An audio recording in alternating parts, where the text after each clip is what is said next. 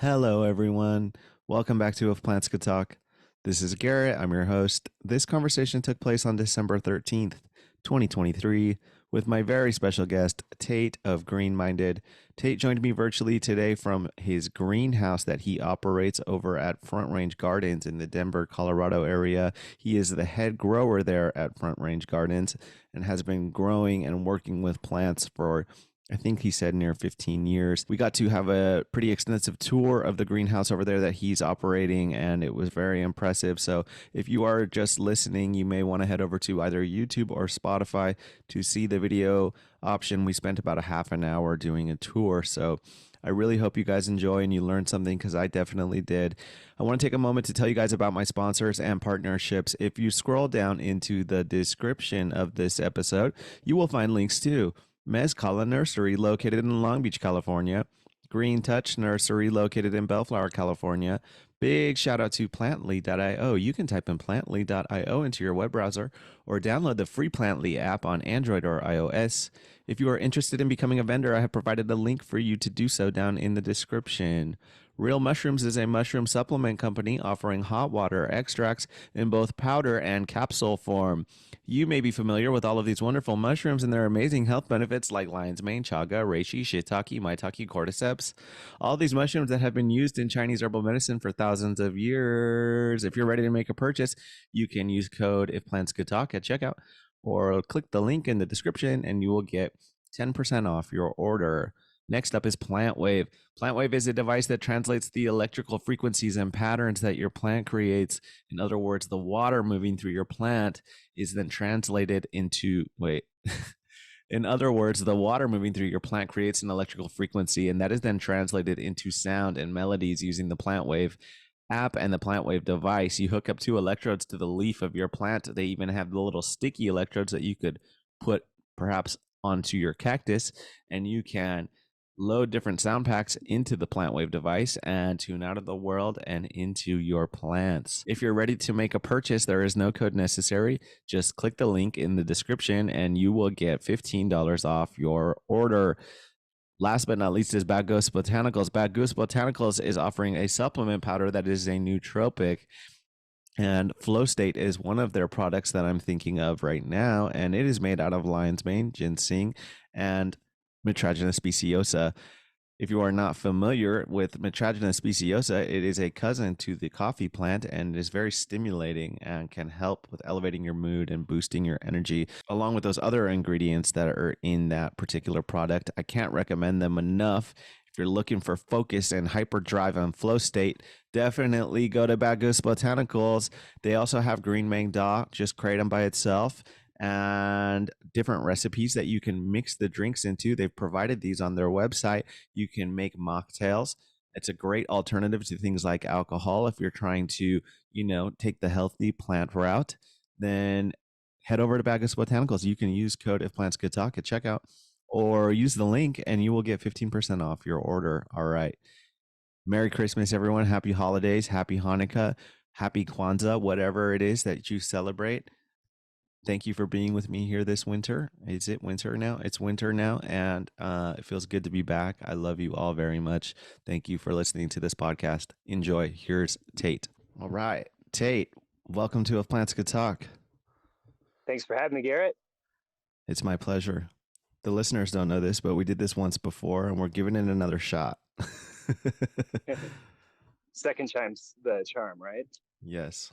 Pretend I know nothing about you, man. But how are that was awkward. How are you? How are you today? I'm doing really well. I'm just putzing around the greenhouse, trying to get stuff ready to go for the spring season. Dividing up plants and repotting seedlings today. So it's been a nice, calm day in the greenhouse. It's our down time of the year, so it's a good time for me to get all these weird little projects done, greenhouse cleaning, all that kind of stuff. Does some part of you go dormant during the winter? No, No, I you're wish. working, huh? You're working around the clock. Always working. In Colorado too, we got winter season coming up, so it doesn't ever stop here. Yeah. How do you have to go through any climate changes? Like, how are you keeping the plants? How do the plants survive the winter? I've got two heaters in my greenhouse. It's set to a low of like the low 60s in this Mm, one. Eventually, I like to get a second one that will go a little bit colder mm, and be able to have some different plants in there. mm, Not everything goes into dormancy with this temperature. So sometimes I have to play some microclimates, and if I know something wants to get cold, I'll just put it up against the wall mm. in a different area of the greenhouse, and so then I can usually drop it about 10 degrees or so. Wow, that's complicated. So, like, how many different kinds of climates? Like, I don't know the right terminology for this, but how many different kinds of needs do your plants have in there? Like, Um, how diverse is it it's in there? well, it's very diverse. I have everything in here from aeroids and Hoya, which you can see behind me. Uh huh. I have a misting house with propagations that I'm working with, and then I do cactus and succulents. And the other end of the greenhouse, I have it kind of divided up by humidity, Mm, and so all my foliage and jungle plants, if you will, are all together, and that way they're kind of on the similar watering schedule. And then I mm, have everything that is more arid leaning, if you will, over on a different side of the greenhouse. And mm. then that kind of helps me to just simplify things. I like to keep my plants in groupings based off of what they need. So then I can kind of take care of everything all at once. Yeah. It's a lot easier to blanket water 10 benches rather than, spot water different plants. So if I can have stuff strategically grouped, then it makes my life a little easier. I think you explained to me the last time we talked that you hand water everything, right? I do, yeah. Except in my misting house right now, that's set to go for like 20 minutes twice in the afternoon. That's basically just to keep it humid in there, keep that coca core and perlite mix, and then my pumice and perlite mix for the other stuff all wet, but not so that I have to water it every day. And your position is head grower, right? Correct. Yeah, I do all the growing for Front Range Gardens, which is the retail garden center. We are in Westminster, Colorado. And then I do the specialty plant buying for them. I don't really like calling them the rare plants, Mm. but colloquially, that's probably the easiest way to describe what kind of sector I'm doing that purchasing for. That involves meeting specialty growers and going out there, bringing the plants back to Colorado for our different shows and sales that we do. Right now, we're getting stuff from Florida. We got stuff from Arizona, California. Um, did an import from Ecuador here a few months back. So Mm. got a lot of plants from everywhere. That's a lot of But responsibility for one person. it is. It's fun though. I uh, I really love being able to work with all these different plants, and then being able to connect it to customers and collectors who then get to take this stuff home and enjoy it every day.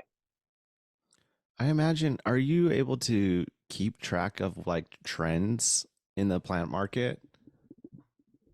You can. There's journals and magazines that do that. They'll kind of track what's been hot in the garden centers. I'm pretty active on Instagram, at least through scrolling and keeping tabs on what people are posting, what I see a lot of, Mm. and so that definitely influences what I'm buying for the company Mm. And so you're traveling often to these other growers? occasionally. Occasionally. Um, yeah, this last summer I went down to Arizona and California. visited a bunch of people, met some new connections, and yeah, that was really cool. In January, I was in the Tampa area Mm. for TPIE, which is a plant expo centers. But we got to connect with some of the bigger growers down there, so that was nice. Sweet, man. And what brought you to plants originally? So I grew up in South Dakota, Mm. and I spent a lot of time on the farm with my grandparents. My parents would drop me off there for the weekend when they needed to escape me. And so I'd always spend time out there with grandmas and helping out there. That was kind of my first exposure to it. And then I had dropped out of college my freshman first semester after that was done. I was originally going to school for history, Mm. and then the following new school year start in the fall, I had switched to the state agriculture school, and I didn't switch there intentionally to go for horticulture, but I remember I was looking through the class catalog one night, and I finally got to the horticulture section after getting through math and English and all the other boring degrees that I wouldn't have any fun doing. Uh-huh. I started reading the class descriptions, and it was like plant propagation and tree identification and insect biology, and I just thought to myself, wow, this sounds like it could be interesting. And so took a couple classes, and that was it. So that was about 13 years ago Mm. when I first started college, and I've been involved in the industry, whether it's school or work at like a garden center or uh, wholesale grower or this job now. I've been involved with the industry and working and learning. So this has been really all I know as an adult. Mm. And so you're spending most of the plants you cultivate are at for work, right? You don't have like a vast collection of your personal at home. I have some plants at home. Um, when you have as extensive a collection as I'm working with right now, it kind of all blends together. Sure. I have plants at home that will eventually get propagated, and then they'll come back to work and they'll get sold. So they're kind of just placeholders. I'm Mm. just enjoying them for the time. Most of it is stuff that I have multiples of in the greenhouse already, so it's basically just chilling. Um, but yeah, everything I propagate is really for front range, and then we're starting to do some stuff with the wholesale side of things. It's called the Emerald Leaf, and then we're selling to 10, I believe, surrounding states. So Mm. like all the garden centers and flower shops, stuff like that. So I'm starting to work on getting availabilities put together for those type of customers also. That's great that you can just foster whatever plant you feel like and kind of diversify your It, collection, maybe even impress some yeah. girl. You're like, you know, she's into Yeah, spotted begonias, so I brought one home today. there you go. I'll have to remember that for next time. Uh-huh. Maybe I can find one that likes frankincense trees. Yeah, dude. I know you've got a vast collection of those going over there. Yeah, that whole family is really cool. The Burseraceae, so that's the Bursera, which Hmm. are from North America. Those produce copal resin, Oh, wow. and then you have the myrrh trees, Uh-huh. Camophora, which go from like southern Africa around the eastern coast up into Arabia and um, Central Asia. There's some that grow even over into Pakistan. That's a pretty big or genus of plants. And then you have frankincense, which is Boswellia. Those will grow kind of like in the Horn of Africa, Somalia, Ethiopia. Up on Socotra Island is their biological hotspot. There's a lot of really cool plants that grow on that island, and then there's some other stuff into the Arabian Peninsula. And it's been I had found a research nursery by accident. I had bought a Bursera tree from a nursery, and then they had the stick tag for this research nursery that was in the United States. And so that started this whole rabbit hole. They're such cool trees. How old they are when people are harvesting them. There's some pretty incredible habitats they grow in too. How big do they get? Like a myrrh tree, like Commiphora mira, those will get 20, 30 feet, but they're wow, years old. They're, I mean, I don't know that they're quite as old as like a bristlecone pine, but you see one of these mature plants in habitat, like a big one, and you know it's seen a lot of years. Bristlecone pine is like in California, right? Like Methuselah, the oldest tree in the world. Yeah. The ancient forest. Yeah. We have some in Colorado too. Do you?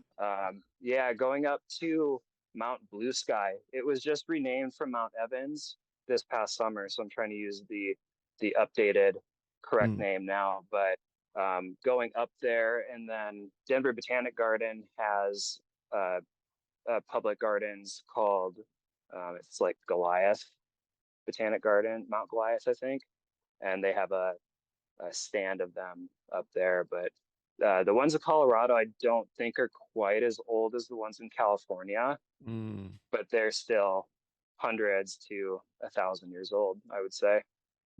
That's one of the earliest Google searches I ever did, was to find out where the oldest tree in the world is. And then like they don't disclose the exact location, but I would love if somebody knew, like some kind of science dork knew where it was and could take me there. That would be a dream. Yeah, Methuselah that is would the be name of the tree. incredible. Even just I think they don't want people getting real close to them, Right. and walking on the root zone. If if my That's my understanding. But even just to be able to see them from 100 yards away, Sure. Yeah, would be absolutely. incredible. Yeah.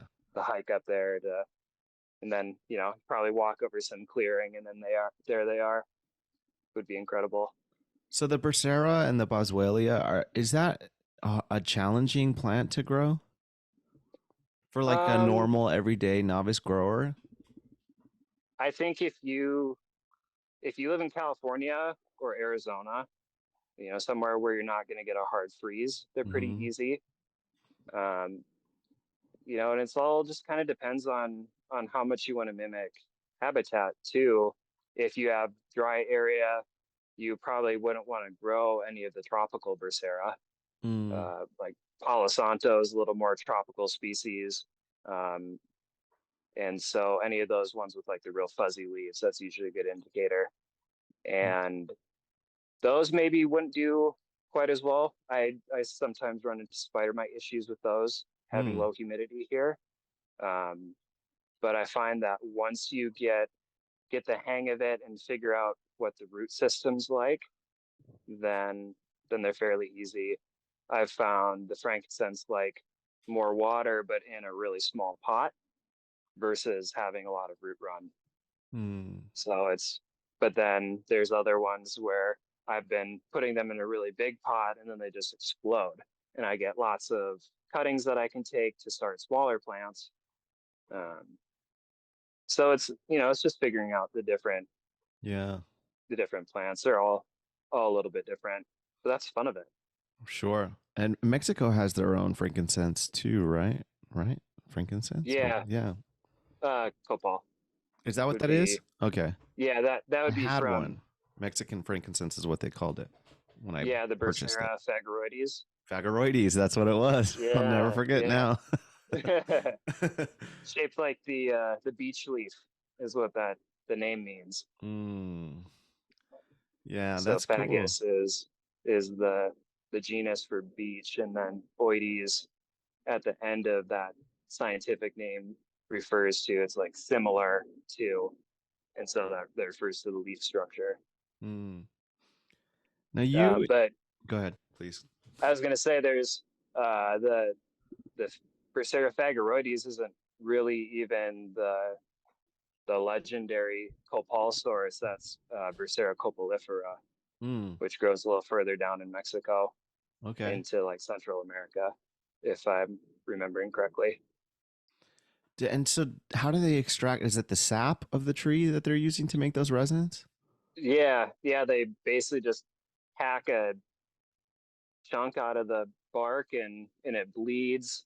They let it dry and then they'll go back and scoop it off. And there's different grades of the resins, and then based off of like certain habitats will supposedly produce a higher quality, Mm. and then different species will produce different qualities of resins too. I chopped back a bunch of my Brassera phageroides, and then I scraped off all the copal off the wounds, and then burned that in my greenhouse the other day. That's It was awesome. a it was a very wonderful 45 seconds. Yeah, I love the It was all smell, worth man. it. It's so Yeah, nice, yeah. so nice. That's fascinating to me because I burn a lot of resin on charcoal and I never really stopped to think about too much about where it comes from. So that's cool. Thank Yeah, you. it it makes you appreciate it a lot more. Right. What about dragon's blood? Are you familiar with the dragon's blood tree? Yeah, that's a type of Dracaena that Mm. grows on Socotra. Mm. That's the big like candelabra shaped one Yeah, it's cool that you looking. see. It almost looks like Yeah, that's a aloe leaves on top or yeah, something like like the a tree Hercules or aloes. something. Yeah. Yeah, those are cool plants too. I love going out to California and driving through the nurseries and you see all the big crated, overgrown tree aloes, and like they need a crane just to move it. And man, to get one of those in your yard would be sick. Absolutely, man. Yeah, I've become really limited on like what I can grow here because I'm at a higher elevation now. It gets into the 30s, and it's just like I haven't even really experimented. I haven't been really caring for my plants in the way that I would like to because I haven't been caring for myself. But anyways, I want to this spring hopefully catch back on fire for the plants and kind of experiment and see what I Yeah, can do and what I can't do. that's the nice thing about them is they're always there when you're Yes, ready for them. they'll wait for you. Yeah, there's always somebody with plants for you. So Yeah, man. Absolutely. That's cool. So what do you have a do you have I know you're engaged in like cactus and succulent societies, but do you have like a primary plant that you really care for or that you feel connected to, or is it just kind of all over?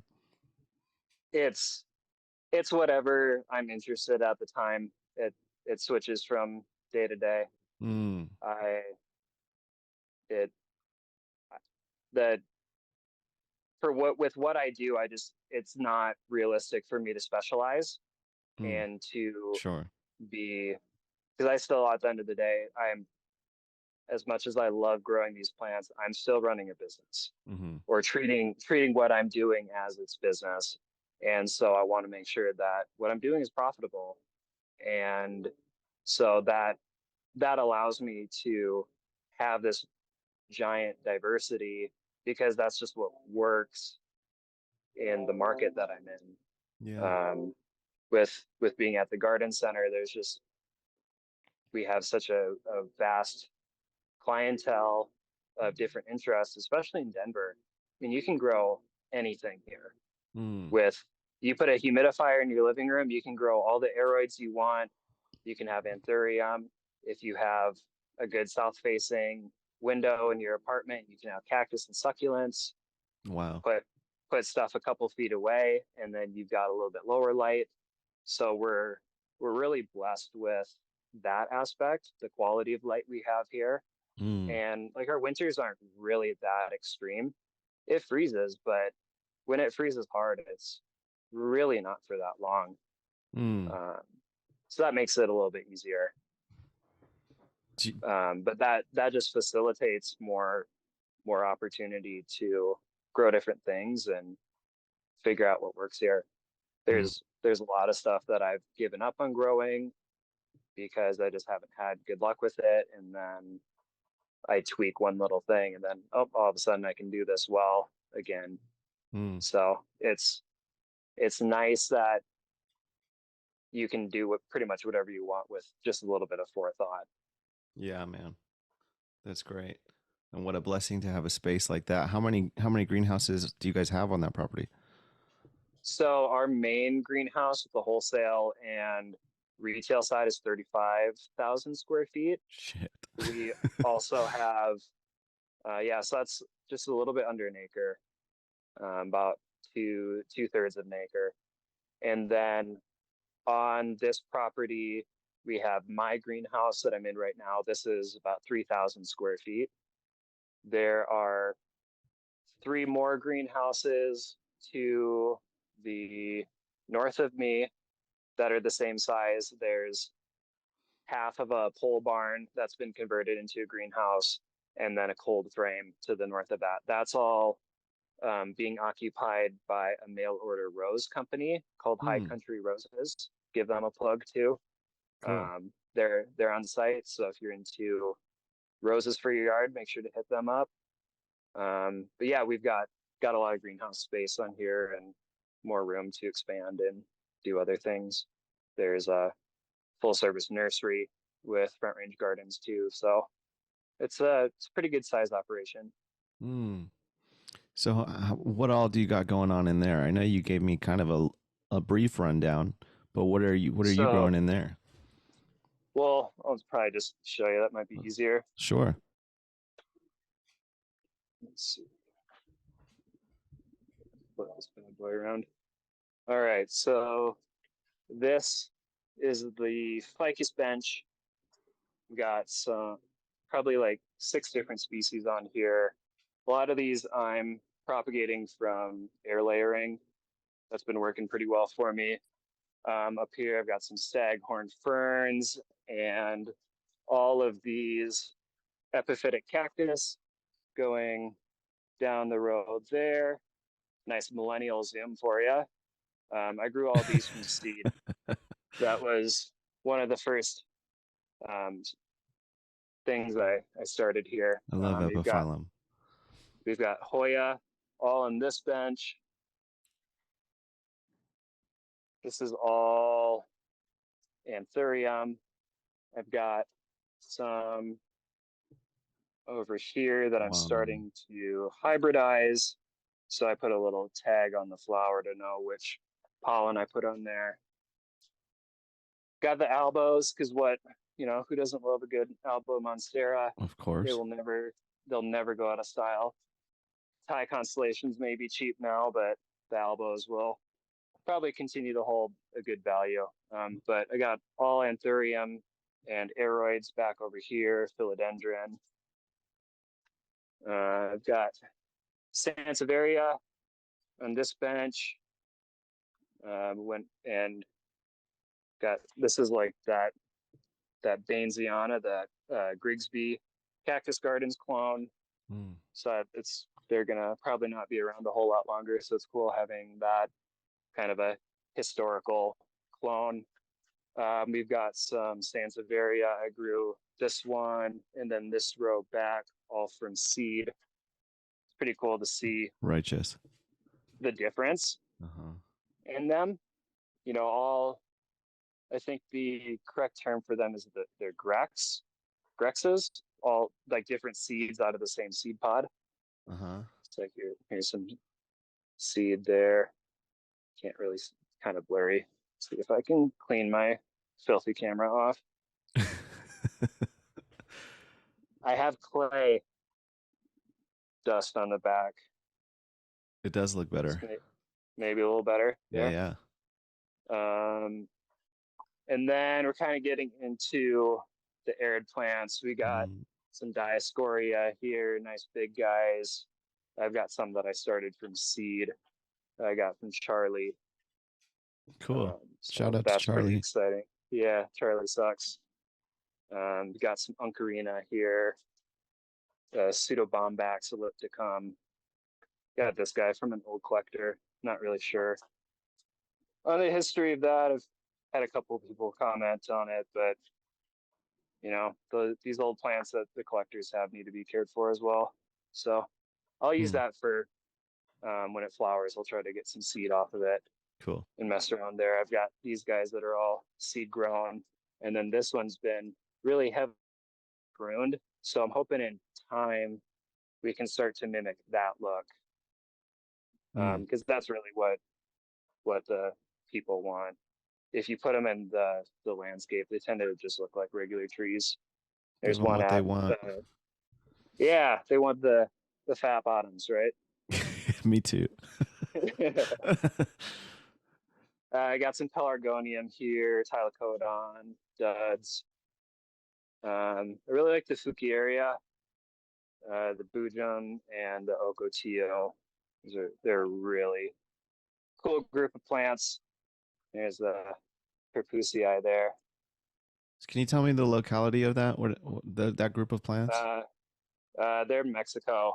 So Perpusii is Oaxaca, and then like this guy is Columnaris, the Bujum. Those will grow up into Arizona, Tucson, Phoenix area.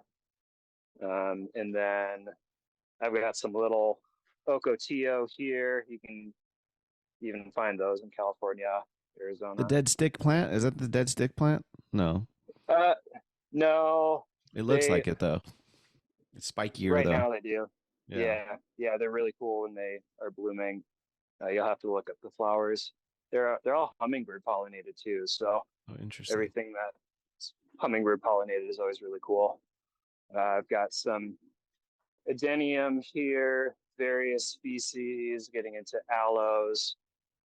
I got a bunch of these Erinaceae, but as you can see, you got a little aloe mite gall that I'm struggling with. So Hmm. I've heard that you can, if you keep growing them out and you treat for the mite, that they'll come out of it. But I don't know. We'll see.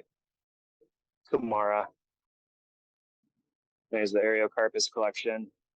Sick. I really like them, but they're just so expensive.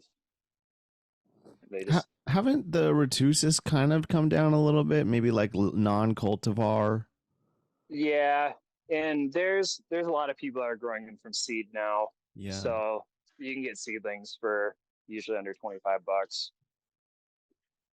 Here we're getting over. Got some cycads. We're gonna knock over.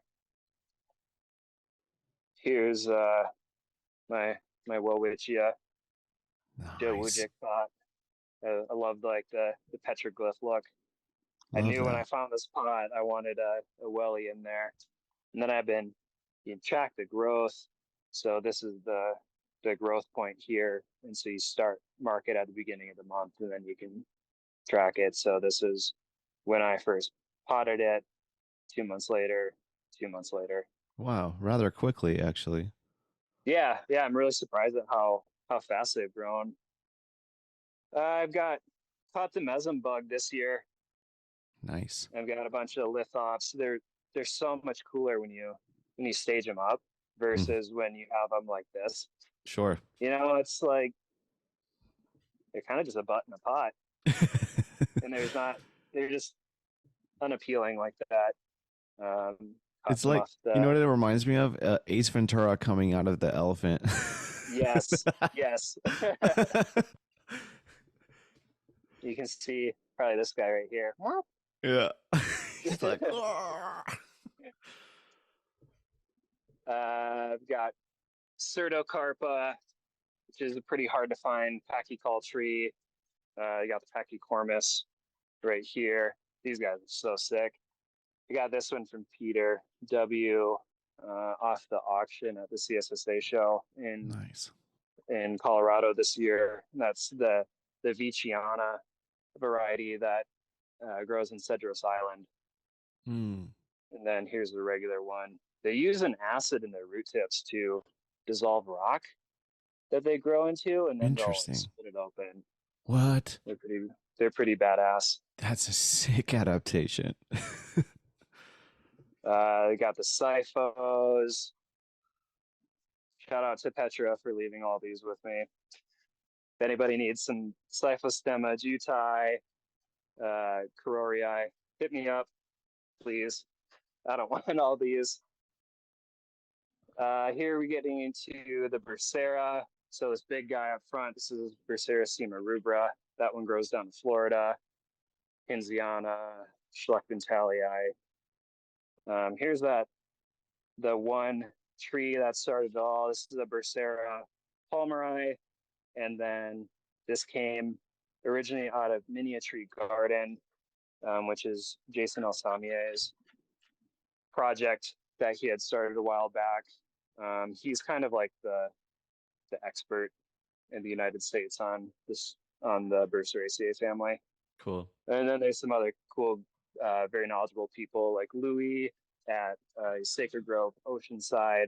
I just got some Commiphora mira seeds from him about a month ago that just popped. I don't have my seed house, or those seeds aren't over here, but here's some Bursera phageroides. We've got the microphylla, which grows in Mexico, up in Arizona.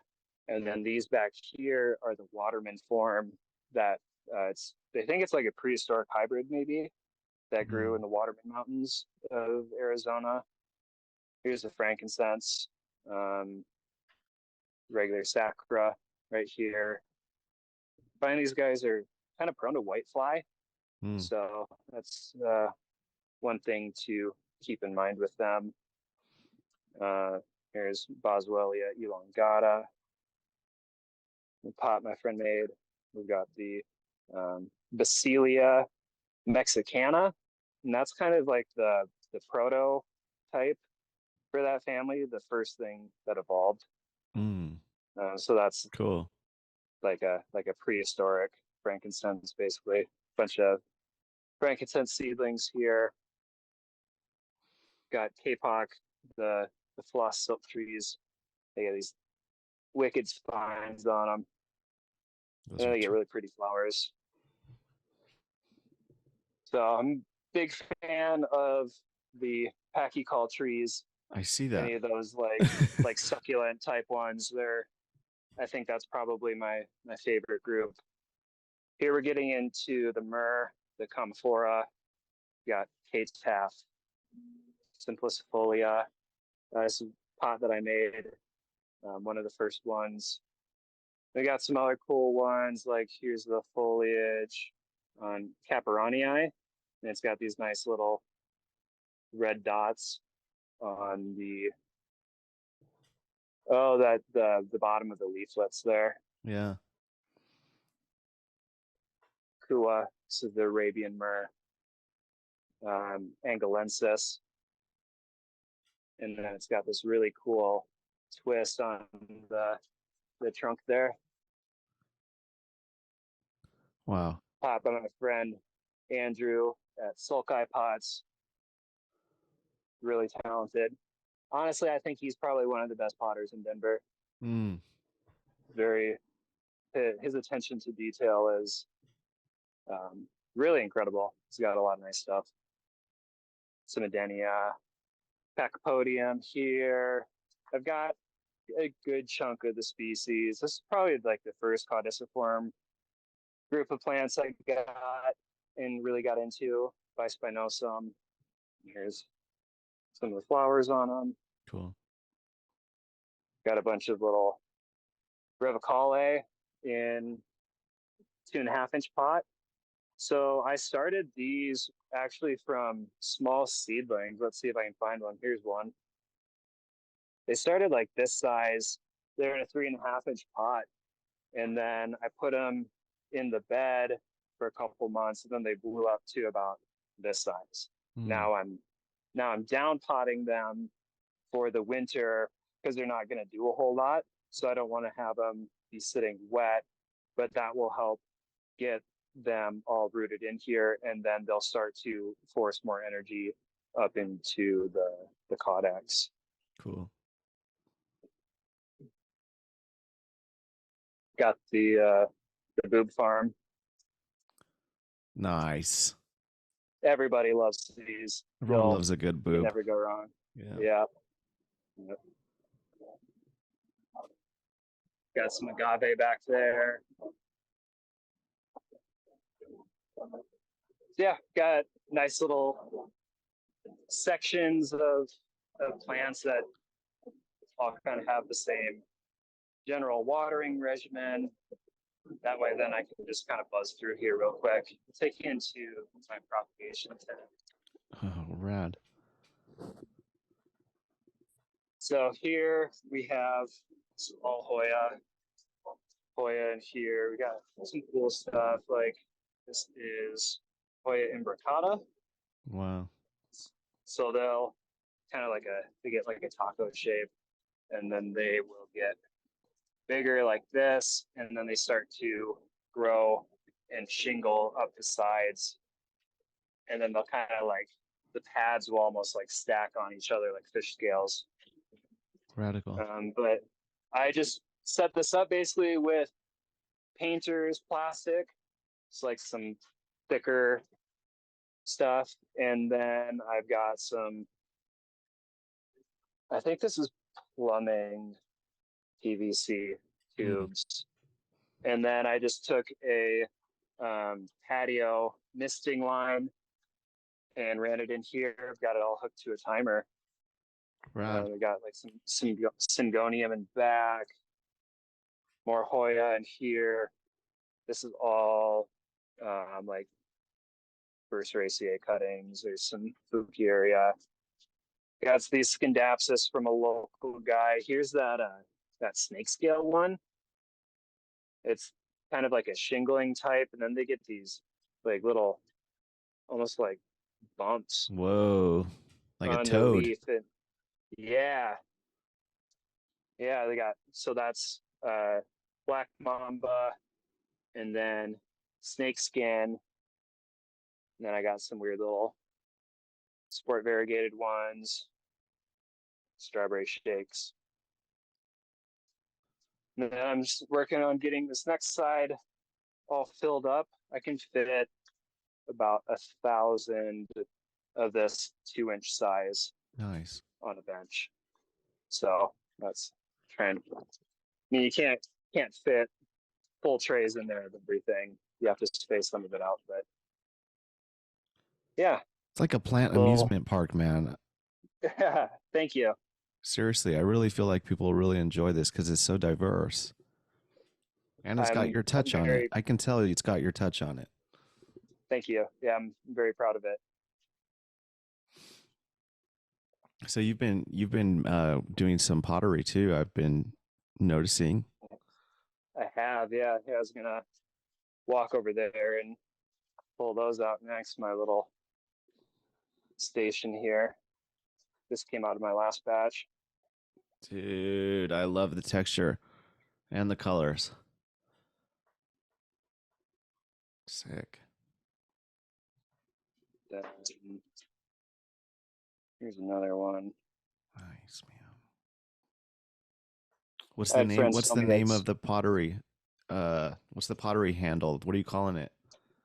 I'm probably just gonna stick with Greenminded. Greenminded pottery. Yeah. Greenminded pottery. Yeah, something like that. Yeah. I've had this Instagram handle for over 10 years now, so might as well keep with it. I think it's fitting. It's funny, it started as a weed joke, and I don't even grow weed. Oh, never? You were never a cannabis cultivator? I've grown one plant in my life, and it's not the growing that's the hard part. It's the after that. Sure, yeah. Post harvest. Yeah, absolutely. Which is the most important. Yeah. If you can't cure it and dry it in a good spot, and you make the people that you live with upset because it smells like weed in your house, it's just doesn't really work. So I feel you. And being in Denver, it's so cheap here. It's everywhere. The market is flooded. So just not really worth my time. Yeah. I feel that. But I think you told me that eventually, ideally, you would like to specialize and have your own property and your own greenhouses. Someday. Yeah, Yeah. I think that's a long-term goal. Um, and then especially with what I'm doing, you can take advantage of taxes that way, and it all kind of ends up being ran similar to a farm for most zoning Mm, buys. And so if you can treat it like that, you get a lot of those loophole benefits where you can live on the property and kind of do whatever yeah, in a man. sense. And Denver's cool because there's a lot of areas here where you're in Denver, but you look around and you're like, am I really in Denver? I don't think I'm in the city, Mm, but you're 20 minutes from downtown. So that's one nice thing about being here. yeah. Yeah. I need access to the city too. I don't know that I'm ready to go full secluded. It's nice to have it when you want to experience it. Yeah. I'm not I'm not cut out to live in downtown Denver. I've Yeah. I've realized that, but it's nice going in and visiting every now and again, You driving guys by got and waving hi. you guys got some good dance music culture, right? We do. It's I'm biased, but I would say it's probably the best in the United States. I Uh, think yeah. did you hear I that, LA? mean, yeah. I mean to have Red Rocks at Sure. your immediate access, Fiddler's Green. We have the Mish out in the mountains. Hmm. Mission Ballroom is here. It's it's like if I went to all the concerts I wanted to go to, I would starve. Hmm. That is how much comes through here. So Yeah, yeah, yeah. it's nice. We get all the big names that, especially in electronic music, that will only hit LA and New York, and then they'll always make stop in Denver too. So I see we have Worship, uh, D&B Group, Hmm. Subfocus, and Culture Shock, and Dimension 1991. I'm forgetting a couple others. They're in the United States. I think they're only playing in a couple of cities, and they're making a stop here. So Yeah, man. Well, I've venue wise, for sure, you guys got it going on. I like mm, the nature venues for sure. We don't got any of that. We're like sweaty yeah, warehouses, wet walls. the yeah they those have their place too. Sure. Yeah. Yeah, yeah. Have you been DJing lately? I haven't DJ'd in a long time, but 3-year-old child. I had my heyday, and it's like riding a bike. It'll never leave. I Yeah, can always do it, and it'll always be there, similar to the plants. Um, and that's, I mean, something I would like to do is get a little more active in things like that, surfing, snowboarding. You do any snowboarding out there? I do. Yeah, I just went out the other day. Got Nice. the How first was one it? in the season. It was good. We had a nice storm the night before, and then it was pretty windy throughout the night. So I was able to go out on a Sunday, and it wasn't totally rutted out, and Mm, still had a nice top to it. They went out to Winter Park. They opened a good chunk of the mountain up the day I was out there. So got a few early season laps in, and I mean the best is yet to come in about a month and a half. So gorgeous. just trying to not go full send and hurt myself again like I did last year. What happened? I broke my collarbone. Oh shit. Yeah, wasn't it was pretty bad timing because it was like by the time I was getting out of the sling, I was starting spring hanging basket and patio pot season. So Oh I'm like no. trying to stick plugs in pots like as fast as humanly possible to so that we're not putting a whole bunch of labor into it. And when you only have one hand, it doesn't go quite as fast. Yeah, man. Is that one of those things that has to heal itself like a rib? They don't Yeah, they don't like set or it. oh, they'll plate it if it's bad, but if it's not bad enough, then they won't. I was lucky and I didn't have to have surgery. Mm, Doesn't feel like it did before, but sure. I'm back to climbing, and boarding went well the other day, so Nice, man. I'm feeling good. So So yeah, all rock you can do climbing, is, right? You're a big rock climber? yeah, I wouldn't say big. I'm pretty casual about it. Mm, I like to hit the gyms, and I'm more of a boulderer. It's a little lower commitment for me. It's nice being able to just walk into the gym, you look at the wall, and you have 30 different things that you can climb within, you know, 50 feet of each other. Versus when you go outside, you got to lug your pad, mm. usually a mile. It's hard to find the boulders. It's all, and then there's usually just like one or two climbs that you can do on an individual boulder. So it's fun to do that every now and again, but to just be able to walk into a gym and have as many as we have in Denver is pretty cool. Mm. Is it like meditative for you? Do you find it to be grounding? I do, yeah. I feel, sounds weird to say, but I feel very in touch with my body No, that when makes sense. I'm climbing. Especially if you can get in that flow state where you're like really climbing well, or you're just in the zone working on something. That's really nice. Mm. Wicked, man. Dude, you seem to have been doing a lot of inner work because I even just in our interaction I sense a different energy about you. I don't know when that was when we talked last. When was that? It was it was summer. It was right before, I think it was like August time, Mm. probably right after the Cactus Show No, in yeah. Colorado. Um, I'm probably a big thing for me is I'm on today that we're recording this is day 102, no alcohol. Congratulations, my friend. Thank you. Thank you. It's been a big positive change in my life. A lot of good things have happened by not continuing to drink. Or at least Mm. like I don't know that I won't not drink forever, Sure. but to take a step back and I mean after this period I realized that how much it was in my life leading up to these last couple months. Mm. So trying to enter my 30s and clear away some of the stuff and the bullshit from the 20s. I think it's Absolutely, probably man. something. I think that's something you can probably relate to a bit as well. 100%, man.